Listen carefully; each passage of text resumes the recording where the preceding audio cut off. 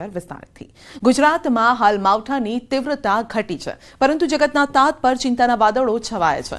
આગાહીકાર અંબાલાલ પટેલે મોટી આગાહી કરી છે। તેમના મતે 3-4 ફેબ્રુઆરી સુધી વાદળછાયું વાતાવરણ રહેશે। જો કે તે બાદ જે વાતાવરણ કરવટ બદલશે તે પણ ચોંકાવનારું રહેશે। ગુજરાતમાં તારીખ 3 અને 4 ફેબ્રુઆરીએ હવામાનમાં પલટો આવવાની શક્યતા રહેશે, જેમાં લગભગ ઉત્તર ગુજરાતના ભાગો, ઉત્તર ગુજરાતના સાબરકાંઠાના ભાગો અને પંચમહાલના ભાગમાં ક્યાંક છાંટા પડી શકવાની શક્યતા રહેશે।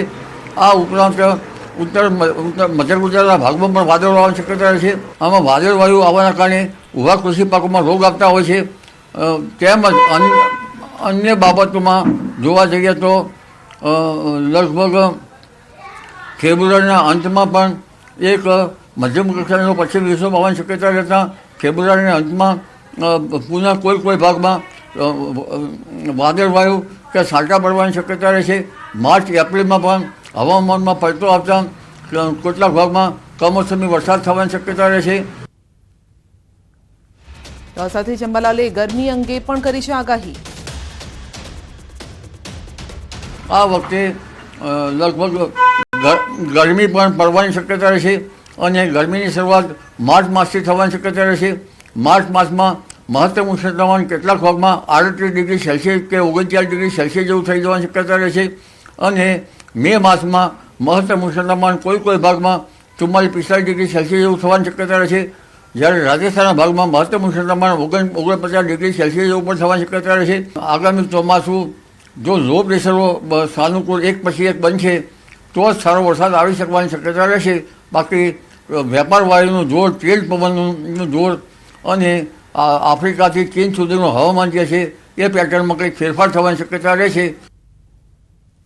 તો ગુજરાતમાં માવઠાની તીવ્રતા ઘટવાની આગાહી છે, પરંતુ વાદળછાયા વાતાવરણે ખેડૂતોની ચિંતા વધારી છે। ખાસ કરીને ઉત્તર ગુજરાત, મધ્ય ગુજરાત અને સૌરાષ્ટ્રના કેટલાક ભાગોમાં વાતાવરણમાં પલટો જોવા મળ્યો છે। બનાસકાંઠાના અંબાજી, અરવલ્લી, સાબરકાંઠા જિલ્લામાં પણ વાતાવરણમાં પલટો, ગીર સોમનાથ અને પંચમહાલ જિલ્લામાં પણ ખેડૂતોના માથે ચિંતાના વાદળો છવાયા છે। વાદળછાયા વાતાવરણથી ખેડૂતોને પાકમાં નુકસાનીની ભીતિ છે।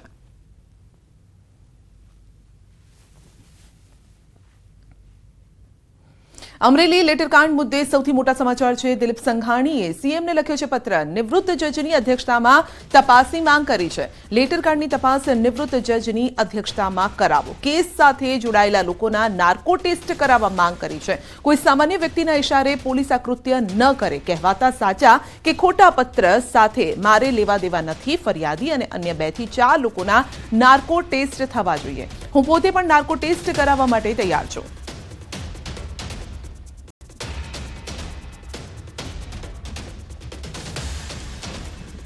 નીતિન પટેલે અનામત આંદોલન થવા પાછળનું કારણ બતાવ્યું છે। કડીના ગામમાં જાહેર કાર્યક્રમમાં બોલતા નીતિન પટેલે આ વાત કરી છે। તો નીતિન કાકાએ અનામત આંદોલન પાછળનું કારણ બતાવ્યું છે અને તેમણે કહ્યું છે કે રાજકારણમાં દલાલો વધી ગયા છે। હવે આવું કેમ કહેવું પડ્યું તે પણ સાંભળવા જેવી વાત છે।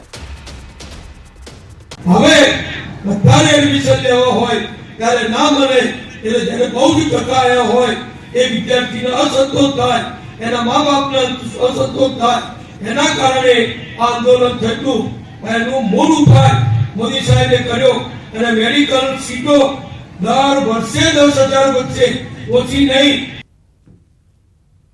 અમદાવાદના બાપુનગરમાં અસામાજિક તત્વોનો આતંક જોવા મળ્યો છે। બાપુનગરના સુંદરમનગરમાં પાર્કિંગ બાબતે વાહનોમાં આગ ચંપીનો બનાવ બન્યો છે। ભાડુઆતને પાડોશીના ઘર પાસે વાહન પાર્ક કરવા ઇનકાર કરતા મકાન માલિકે પાડોશીના વાહનમાં આગ ચંપી કરી છે। પાડોશીના મકાનની બહાર પાર્ક કરેલા 2 વાહનોમાં આગ ચંપી કરી છે અને સમગ્ર મામલે બાપુનગર પોલીસમાં અરજી પણ કરવામાં આવી છે।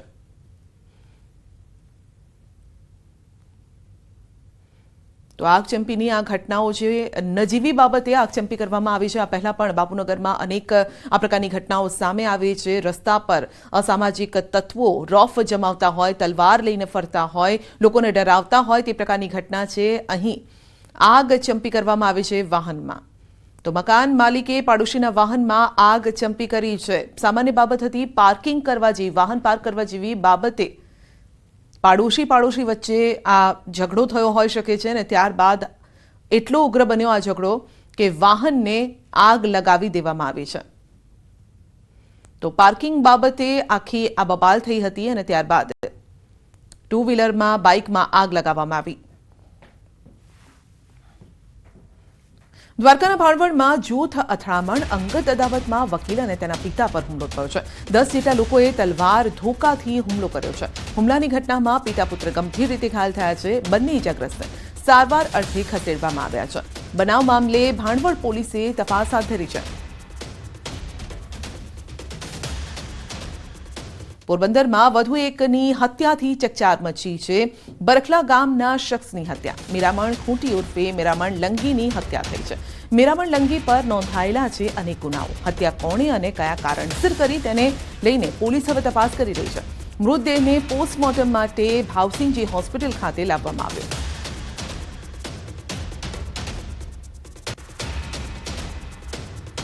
મોરબીમાં તોડફોડ કરનારનો વિડીયો સામે આવ્યો છે. ઓફિસમાં તોડફોડ બાદ ચોંકાવનારું નિવેદન. રૂપિયાની લેતી દેતીમાં તોડફોડ કર્યાનું રટણ. તોડફોડ કરનારે વિડીયો વાયરલ કર્યો છે. સટ્ટાના ભાગીદાર અને બાયોડીઝલનું વેચાણ કરતા હોવાનું વિડીયોમાં રટણ થઈ રહ્યું છે. સેવા એજ સંપત્તિ સંસ્થાની ઓફિસમાં તોડફોડ કરી હતી અને વાત એમ છે કે મોરબીની સેવા એજ સંપત્તિ સંસ્થાની ઓફિસમાં અસામાજિક તત્વોએ તોડફોડ કરી છે. તો ઓફિસ તરફથી ફરિયાદ નોંધાઈ હતી અને જેમાં 3 લોકોના નામ સાથે ફરિયાદ નોંધવામાં આવી હતી. મોરબી સિટી એ ડિવિઝન પોલીસે ગુનો નોંધ્યો છે, પરંતુ પોલીસ તપાસ કરે કે અટકાયત કરે તે પહેલા તોડફોડ કરનારે વિડીયો વાયરલ કરી અને ચોંકાવનારું નિવેદન આપ્યું છે. તોડફોડ કરનારે ખુદ કહ્યું છે કે અમે સટ્ટાના ભાગીદાર હતા અને તેના નાણાં અને બાયોડીઝલનું વેચાણ કરતા હતા. તેના નાણાં બાકી હોવાથી તોડફોડ કરી છે. આ સાથે તેમણે દારૂ અંગે પણ ગોળ ગોળ રટણ કર્યું હતું અને ત્યારે હાલ પોલીસ તપાસમાં વધુ મોટા ખુલાસા થઈ શકે છે. અજયભાઈ લોરિયા મારા ભાગીદાર હતા સટ્ટામાં, 50%ના મેચના સટ્ટામાં, અને અમે 3 જણા ભાગીદાર હતા. ત્રીજા વ્યક્તિનું નામ નથી આપવું. એ વ્યક્તિને આને 27 લાખ રૂપિયા નથી આપ્યા અને મને 14 લાખ રૂપિયા નથી આપ્યા. અને બીજું રહ્યું બાયોડીઝલ 2 નંબર સામખિયારી ડેલો રાખી અને 2 નંબરનો આપણે બાયોડીઝલ વેચતા, એનો પણ હું ભાગીદાર હતો. તમે એમાંય કાંઈ અમને કાંઈ આપ્યું નથી અજયભાઈ. તો અસામાજિક તત્વોનો આતંક અને નાની અમથી બાબતમાં કઈ રીતે લોકો પિત્તો ખોઈ બેસે છે તેના ઉદાહરણ છે, તેના દાખલા છે આપની સામે દેખાતા આ દ્રશ્યો. ક્યાંક પાર્કિંગ કરવા બાબતે જ બોલાચાલી થઈ અને વાહનમાં આગ ચંપી કરવામાં આવી છે. બીજી તરફ ઓફિસમાં તોડફોડ કરવામાં આવી છે. પૈસાની લેતી દેતી મામલે આ તોડફોડ થઈ છે. તો આમ અલગ અલગ પ્રકારની ઘટનાઓ સામે આવી રહી છે અને રાજ્યમાં આ રીતે લોકો પિત્તો ખોઈ બેસે છે અને ત્યારબાદ ન કરવાનું કરી બેસતા હોય છે.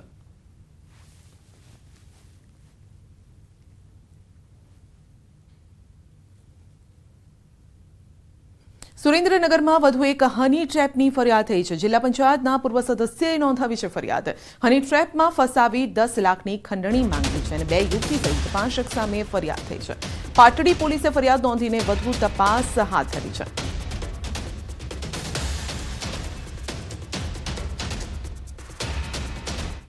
ફરિયાદ માટે વૃદ્ધા કલાકો સુધી મદદની આશાએ બેઠા, પરંતુ પોલીસે વ્યથા ન સાંભળી. વડોદરાના માંજલપુર પોલીસ સ્ટેશને વ્યથા કહેવા ગયેલા એક વૃદ્ધાને કડવો અનુભવ થયો છે. કલાકો સુધી મદદની આશાએ બેસેલી વૃદ્ધાને મદદ ન મળતા વિલા મોઢે પાછા ફર્યા છે. વૃદ્ધ મહિલાને કલાકો સુધી બેસાડી રાખ્યા બાદ પોલીસે વ્યથા ન સાંભળી. વૃદ્ધ મહિલાની આંખોમાં આંસુ, છતાં પોલીસ બની નિષ્ફળ. પુત્ર અને પુત્રવધુએ માર્યાની ફરિયાદ લઈ અને વૃદ્ધા પહોંચ્યા હતા પોલીસ સ્ટેશન. ઇજાગ્રસ્ત વૃદ્ધ મહિલાની પોલીસને દયા પણ ન આવી.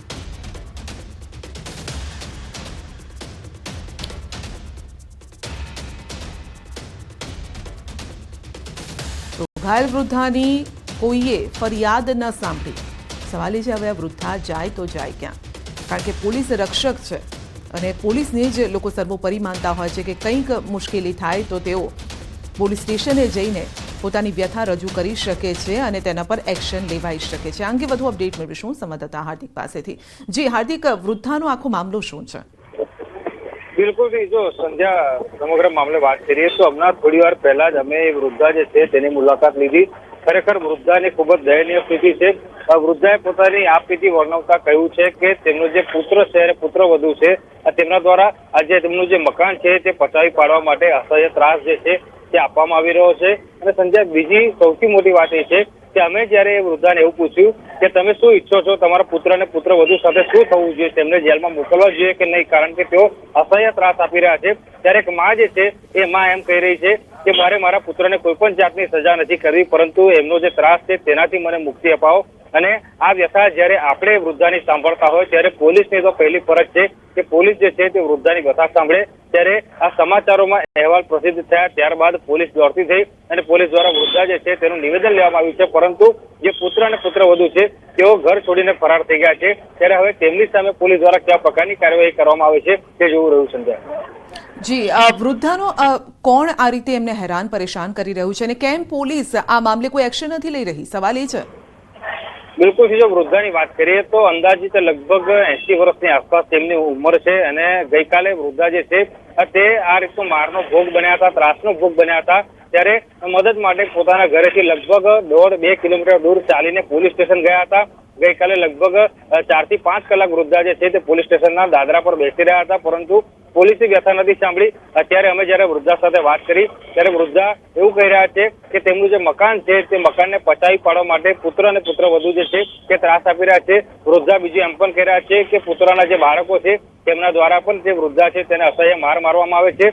માથાના ભાગે જે ઈજા પહોંચી છે તેને લઈને વૃદ્ધાએ કહ્યું છે કે ગઈકાલે જ જે પુત્રવધુ અને તેના જે 2 બાળકો છે તેમના દ્વારા જે વૃદ્ધા છે તેને માથાના ભાગે ટાઇલ્સ જે છે તેનો ઘા કરવામાં આવ્યો હતો અને એના કારણે તેને આ માથાના ભાગે ગંભીર પ્રકારની ઈજા જે છે તે પહોંચી છે.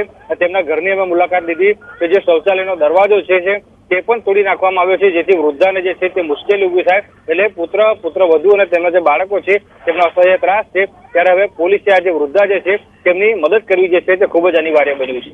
બિલકુલ હાર્દિક, જે રીતે આપ જણાવી રહ્યા છો કે જેમનો પુત્ર છે ખરેખર 9 મહિના કોખમાં રાખીને જેને જન્મ આપ્યો, મોટો કર્યો, વહુ લાવ્યા ઘરે, તેમના પણ દીકરા છે અને હવે સંપત્તિ માટે આખો વિવાદ થઈ રહ્યો છે. પરંતુ પોલીસની માનવતા કેમ મરી પરવારી છે? એક દીકરો તો તેની માને નથી રાખી રહ્યો, એ બિલકુલ સામે આવી રહ્યું છે. પોલીસ પોતાનું કામ નથી કરી રહી, માનવતાના ધોરણે પણ આ કામ નથી કરી રહી. બિલકુલ, જો પોલીસની વાત કરીએ તો મેં કીધું તે પ્રમાણે કે સેવા, સુરક્ષા, સલામતી આ પોલીસનું સૂત્ર છે, પરંતુ આજે માંજલપુર પોલીસ છે તેને આ સૂત્ર જે છે તેનું નાક ડુબાડ્યું છે. સૂત્ર જે છે તે ઘૂસવાનો પ્રયત્ન કર્યો છે, કારણ કે પોલીસમાં તો સંવેદના હોવી જોઈએ. જ્યારે આપણે પોલીસ સ્ટેશન જઈએ ત્યારે એવા મોટા મોટા સૂત્રો લખેલા હોય છે કે પોલીસ પ્રજાનો મિત્ર છે, હું તમારી શું મદદ કરી શકું, પરંતુ ખરેખર જ્યારે જે વ્યક્તિને મદદની જરૂર હતી એ વ્યક્તિને જે પોલીસ છે તેને મદદ નથી આપી. એટલે ચોક્કસથી આજે માંજલપુર પોલીસ સ્ટેશનનો જવાબદાર સ્ટાફ છે, જવાબદાર અધિકારીઓ છે, તેમની સામે કાર્યવાહી કરવી અનિવાર્ય છે, કારણ કે આ સમાજમાં ખૂબ જ ખોટો મેસેજ જઈ રહ્યો છે. એક વૃદ્ધા જ્યારે પોતાના પરિવારથી પીડિત હોય એ વૃદ્ધા મદદ માટે જાય તો જાય ક્યાં, અને વૃદ્ધા આખરે 2-3 કિલોમીટર ચાલીને પોલીસ સ્ટેશન જાય છે અને પોલીસને જે છે તે વૃદ્ધાની આંખોના આંસુ નથી દેખાતા. ત્યારે ચોક્કસથી આજે પોલીસ જે છે તેની કામગીરી સામે પણ વિધક સવાલો જે છે તે ઉઠી રહ્યા છે. જી હાર્દિક, આપણે વૃદ્ધા સાથે જઈને એ વાતને સમજી શકીએ પોલીસ સ્ટેશન કે આખરે પોલીસ કેમ નથી લઈ રહી, આખો મામલો કેમ પીછેહટ કરી રહી છે? બિલકુલ, શરૂઆતમાં જ્યારે વૃદ્ધા ગઈકાલે આ જે મારનો ભોગ બન્યા પછી પોલીસ સ્ટેશન ગઈ હતી ત્યારે કલાકો સુધી પોલીસે તેને બેસાડી રાખી હતી અને પોલીસે તેની વ્યથા નથી સાંભળી. પરંતુ આજે જ્યારે આપણે અહેવાલ પ્રસિદ્ધ કર્યો ત્યારબાદ પોલીસ જે છે તે દોડતી રહી છે અને પોલીસ દ્વારા જે વૃદ્ધા છે તેનું નિવેદન જે છે તે લેવાની પ્રક્રિયા જે છે તે શરૂ કરવામાં આવી છે. મેં કીધું પ્રમાણે કે જે પુત્ર અને પુત્રવધુ છે તે ફરાર થઈ ગયા છે, ત્યારે પોલીસ દ્વારા તેમની બિલકુલ, તો ન્યૂઝ 18 ગુજરાતી પર અહેવાલ પ્રસારિત થયા બાદ પોલીસ પણ હવે એક્શનમાં આવી છે. આપનો આભાર હાર્દિક. તો વડોદરાના નવજીવન ગુજરાત હાઉસિંગ બોર્ડ પાસે પાણીની લાઇનનું ભંગાણ થયું છે. 2 દિવસથી ભંગાણ છતાં તંત્ર દ્વારા કોઈ કામગીરી નથી કરવામાં આવી. સમયસર કામગીરી ન કરાતા લોકોને પાણી વગર ભારે હાલાકી ભોગવવાનો વારો આવ્યો છે. આ તરફ ભંગાણ થતાં હજારો લીટર પાણીનો વેડફાટ થયો છે.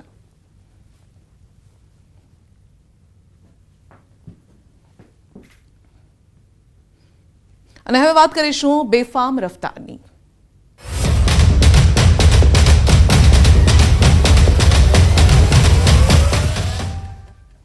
દારૂના નશામાં કાર ચાલકે અકસ્માત સર્જ્યો છે. અકસ્માતના હચમચાવતા સીસીટીવી સામે આવ્યા છે. નશામાં બીઆરટીએસ રીલિંગમાં BMW ઘુસાડી દીધી હતી. અમદાવાદના સેટેલાઇટ વિસ્તારમાં અકસ્માત થયો. સ્ટાર બજાર 3 રસ્તા પાસે આ અકસ્માત સર્જાયો. કાર ચાલક રજનીકાંત અગ્રવાલ હોવાનું સામે આવ્યું અને આ સાથે જ ટ્રાફિક પોલીસે ગુનો નોંધી અને આરોપીની અટકાયત કરી છે અને કાયદેસરની કાર્યવાહી પણ હાથ ધરવામાં આવી છે.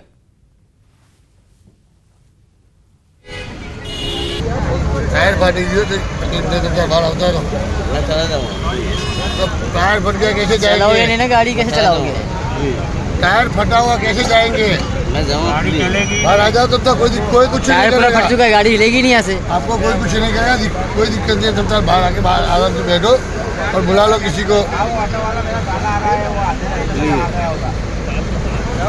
नहीं बोल रहे कोई कुछ नहीं करेगा क्यों डर रहे आप पहले कैसे जाए गाड़ी देखो हालत देखो गाड़ी की हालत देखो पहले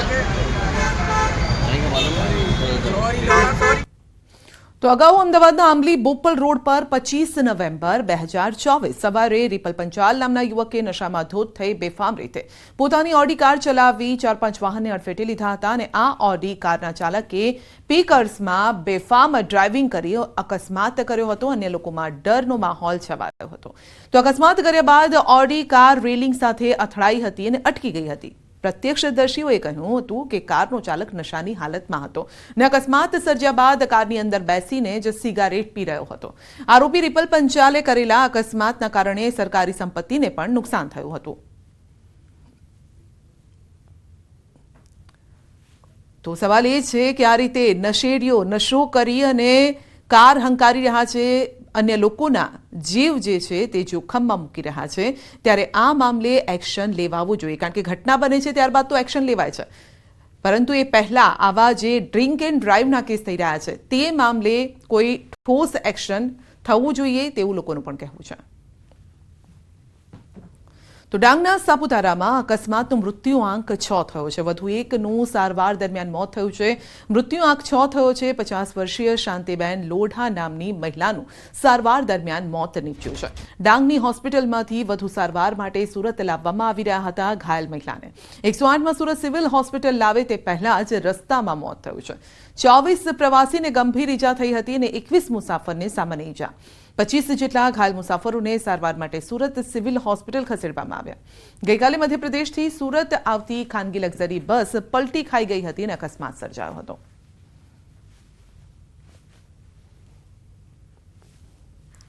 સુરતના વરાછામાં પોલીસ દેવદૂત બની લગ્નમાં જમવાનું ઘટી જતા વરપક્ષના પરિવારજનો નારાજ થઈ લગ્ન કર્યા વગર રવાના થઈ ગયા. વરાછા પોલીસને જાણ થતાં બંને પક્ષોને પોલીસ મથક સમજાવવામાં આવ્યા. વરાછા પોલીસમાં લગ્ન વિધિ આટોપવામાં આવી. વરાછા પક્ષને સમજાવી રાજી કરવામાં આવ્યા. બંને પરિવારનું વરાછા પોલીસ દ્વારા કાઉન્સેલિંગ કરવામાં આવ્યું. વરવધુ લગ્ન કરી સંસારની શરૂઆત કરી. સાચા અર્થમાં વરાછા પોલીસે સામાજિક જવાબદારી નિભાવી. વરાજા રાહુલ મહતો અને અંજલિ કુમારી મિન્ટુ સિંહના લગ્ન વરાછા પોલીસ મથકમાં કરવામાં આવ્યા. વરવધુ વાજતે ગાજતે હાટોડા કરાવી અને લગ્ન વિધિ પૂરી થઈ. વધુ અપડેટ મેળવીશું સંવાદદાતા કીર્તેશ પાસેથી. આ મામલે વરાછા પોલીસની કઈ રીતે કામગીરી રહી છે કીર્તેશ? બિલકુલ પોલીસ સામાજિક જવાબદારી નિભાવતી હોય છે, ત્યારે આજે એક એવી મોટી સામાજિક જવાબદારી સુરત પોલીસ દ્વારા નિભાવવામાં આવી છે. ખાસ કરીને વરાછા વિસ્તારમાં એક લગ્ન પ્રસંગમાં જમવાનો ઘટવાથી બાબતે વર પક્ષના લોકો ખોટું લગાડી જતા રહ્યા હતા. જોકે સમગ્ર મામલાની જાણ વરાછા પોલીસને થતા વરાછા પોલીસ લગ્ન સ્થળે પહોંચી હતી. વર પક્ષ અને કન્યા પક્ષ બંનેને બોલાવી સમજાવવામાં આવ્યા હતા. તેમનું કાઉન્સેલિંગ કરવામાં આવ્યું હતું અને વર અને વધુના લગ્નની તમામ વિધિઓ પોલીસ સ્ટેશને પૂર્ણ કરી યુવતીનો સંસાર બગડે ના તે પ્રકારના પ્રયાસો કરવામાં આવ્યા. કે પોલીસ સામાજિક જવાબદારી જે રીતે નિભાવી છે તેને લઈને લોકોમાં ખુશી જોવા મળી રહી છે. કારણ કે આમ તો ગુનેગારો માટે પોલીસ દાન આંખ કરતી હોય છે, લગ્ન પ્રસંગમાં પોતાની સામાજિક જવાબદારી સમજી અને લગ્નમાં જમવાના જે બાબતે થયેલો ઝઘડાને શાંતિપૂર્ણ કરી અને વર વધુને વાંચતે ગાતે લગ્ન પૂર્ણ કરી વિદાય સુધીનું કામમાં પોલીસ જોડાઈ હતી. જી બિલકુલ, આપનો આભાર.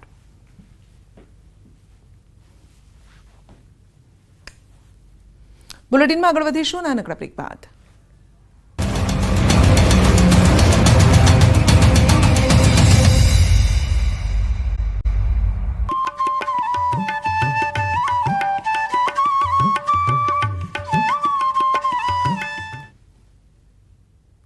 પ્રયાગરાજમાં આયોજિત મહાકુંભમાં વસંત પંચમી પરના ત્રીજા અમૃત સ્નાનને લઈને ભારે ઉત્સાહ છે. ત્રીજા અમૃત સ્નાન માટે મોડી રાતથી નાગા સાધુ સંતો અને શ્રદ્ધાળુઓનો જમાવડો છે. આ માટે સૌથી પહેલા નાગા સાધુ પછી મહાનિર્માણી અને નિરંજની અખાડા સંગમ પર આસ્થાની ડૂબકી લગાવશે. बड़ी तस्वीर जो है वो यहाँ पर समाप्त हो जाएगी, लेकिन क्योंकि आज बसंत पंचमी है, नागा साधुओं का ये वो दिन है जो ये बताने के लिए काफी है कि किस तरह से 144 साल बाद अब ये अत्यंत शुभ संयोग जो यहाँ पर बना है वो अपने आप में पूर्ण है, संपूर्ण है। और हमारे साथ इस वक्त भक्तों का एक बड़ा जय श्री राम। कहाँ से आए? हम लोग मुंबई से हैं, मुंबई स्वामी विवेकानंद सेवा संस्थान विश्व हिंदू परिषद से। अच्छा, कहाँ? अच्छा, ये बड़ा एक लंबा सफर आपने तय किया है, इस सफर में किसी तरह की कोई दिक्कत तो नहीं? कोई दिक्कत नहीं, बहुत अच्छी व्यवस्था है, खाने पीने की व्यवस्था से लेकर रहने की व्यवस्था एकदम फ्री में है, सब कुछ फ्री में है। हाँ। हम लोग कल से हम लोग 40-50 किलोमीटर पैदल जा चुके हैं इधर उधर से। और बहुत किसी अच्छा तरह लग की रहा है। कोई थकावट, कोई समस्या कुछ भी आई दिल में जो है कह दीजिए। कुछ नहीं महसूस हुआ। बहुत अच्छा, हाँ। बहुत अच्छा निकल रहा है। आपको कैसे लगी सीएम योगी के जरिए, प्रशासन के जरिए? बहुत अच्छा है, बहुत अच्छा है। हम लोग का हमारे योगी बाबा ने ऐसी व्यवस्था की है, सराहनीय है। योगी बाबा यांचा विजय सो। हर हर मोदी। हाँ, आप कहाँ से आए हैं? हम लोग नॉर्थ ईस्ट दीमापुर से आए हुए हैं। नॉर्थ ईस्ट दीमापुर से ये यहाँ पर आए हैं। लंबा सफर तय किया है? लंबा सफर बहुत। और आज तो बसंत पंचमी है, इतने सारे योग बन रहे हैं। हाँ। दर्शन करेंगे नागा बाबा? बिल्कुल, अभी स्नान के लिए जा रहे हैं। नागा अच्छा। साधु का दर्शन हम लोग कल में कर लिए। अच्छा, कल भी आपने किया? हाँ, कैसा लग रहा है यहाँ का? बहुत बढ़िया, फर्स्ट क्लास। अनुभव हो रहा है, दिव्य, भव्य, आई कैसे? Can believe in my life. How peaceful you feel being here? Very peaceful, very peaceful. Everything is polite. Okay, No when will you problem. go back? I think 2 or 4 days. What will you take from the Mahakumbh Mela? Blessing. Blessings, Yeah. blessings. देखिए, यानी कि वो आशीर्वाद महाकुंभ मेले से ये ले जाना चाहते जय हैं। श्री हर हर राम, महादेव। जय श्री हर राम। हर महादेव, हर हर महादेव। जय श्री राम। तो जय श्री राम के नारे, हर हर महादेव, जय गंगा मैया के नारों के साथ में श्रद्धालुओं का ये जत्था आगे बढ़ रहा है। प्रयागराज में इतनी बड़ी सुविधा कभी नहीं देखी। बड़ी क्यों सुविधा ऐसा कभी लग रहा नहीं है? थी। हाँ। मेरी उम्र 38 साल हो गए, 38 साल में इतनी बड़ी सुविधा कभी नहीं। पहले भी का महाकुंभ देखा है आपने? कभी आए थे महाकुंभ देखे थे इससे पहले, लेकिन इतनी बड़ी सुविधा मैंने कभी नहीं देखी थी जो योगी और मोदी के राज में यह सुविधा है। अभी मैं जो है शिवरात्रि नहा के गया था, बहुत दिव्य स्नान हुआ था। मैं सिर्फ फिर नहाने आया हूँ। तो मतलब मन खुश है आप? मन खुश है। मैं प्रतापगढ़ का रहने वाला हूँ, मैं बार बार जो है यहाँ नहाने आ रहा हूँ। और आप हम आसाम से आए हैं। आसाम से आए, इतनी दूर से आए हैं। हाँ। तो इसी पल का, इसी बसंत पंचमी का इंतजार था आप सभी को? हाँ, सभी का था। हम बढ़िया बढ़िया। हम भी आसाम से आए हैं, आसाम सिलचर से आए हैं। चलना पड़ा है कुछ किलोमीटर की यात्रा? नहीं, बढ़िया यात्रा बढ़िया रहा हमारा। यात्रा बढ़िया। हम 2 दिन से किया है, कल भी क्या था, आज भी क्या है। बाकी श्रद्धालुओं को भी मौका दीजिएगा सब। ठीक है, जिम्मेदारी, क्योंकि हम सब दरभंगा से आए हैं। आप मैं दरभंगा से आया हूँ। तो दरभंगा से आकर यहाँ दिव्य दर्शन हुए नागा बाबाओं के?